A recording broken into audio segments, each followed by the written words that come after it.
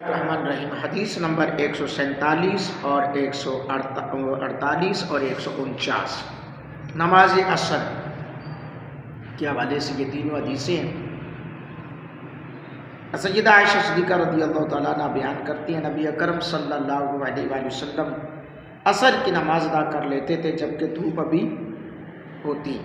سیدہ فرماتی ہیں کہ دھوپ ابھی اجرے میں ہوتی اور ان کے اجرے سے سایہ نہیں ڈلا ہوتا۔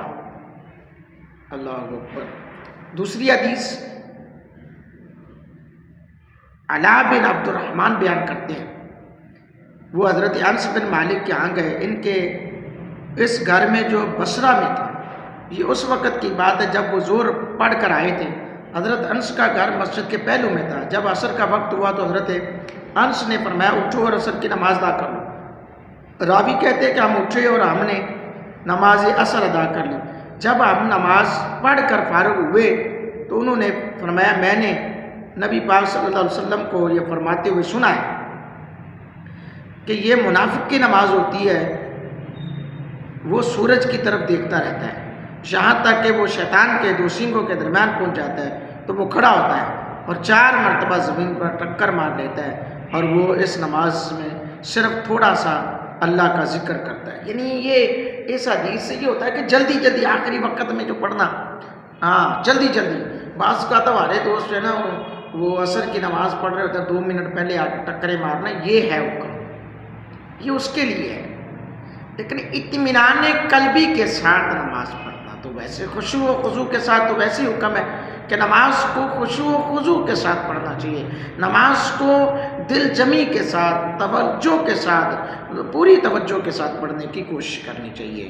آئیے حدیث نمبر 149 نماز عصر کے حوالے سے ہے کہ سیدہ ام سلمہ رضی اللہ تعالیٰ عنہ بیان کرتی ہیں نبی اکرم صلی اللہ علیہ وآلہ وسلم تمہاری بنسبت جلدی نماز ظہر ادا کر لیا کرتے تھے اور تم لوگ نبی اکرم صلی اللہ علیہ وسلم سے زیادہ عصر کی نماز ادا کر لیتے ہو۔ یعنی نبی پاک صلی اللہ علیہ وسلم عصر کی نماز لیٹ پڑھتے تھے۔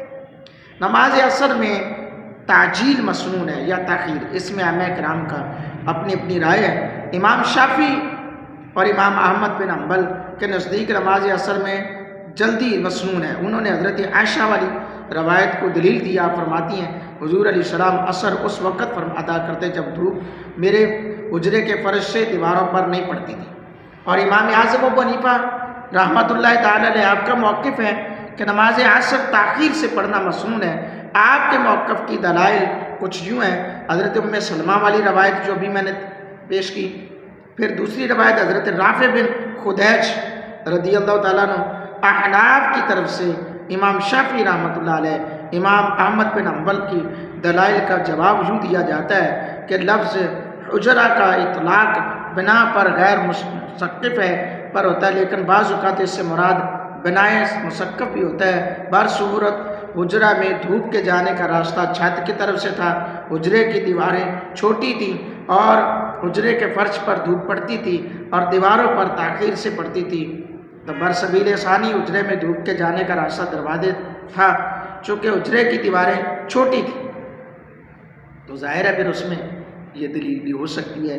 بہرحال اجتہاد ہے میرے دوستوں، میرے محبوب علیہ الصلوۃ والسلام کے غلاموں، یہ ہمیں سمجھنا چاہیے۔ ایک سوال ہے، آفتاب کے مطالعہ و مغارب کثیر ہے، جس کا مطلب یہ ہے کہ شیطان ہمہ وقت بین القرنین کی کیفیت میں رہتا ہے، یہ تو ناممکن سی بات ہے۔ جواب، خواہ بڑا شیطان ایک ہے لیکن چھوٹے شیطان کثیر ہیں جو بین القرنین لینے کی خدمات سر انجام دیتے ہوں گے، لہٰذا ایسا ہونا ممکن ہے۔ واللہ عالم بالصواب۔ اللہ تعالیٰ میرا آپ کا حامی و ناصر ہو، آمین۔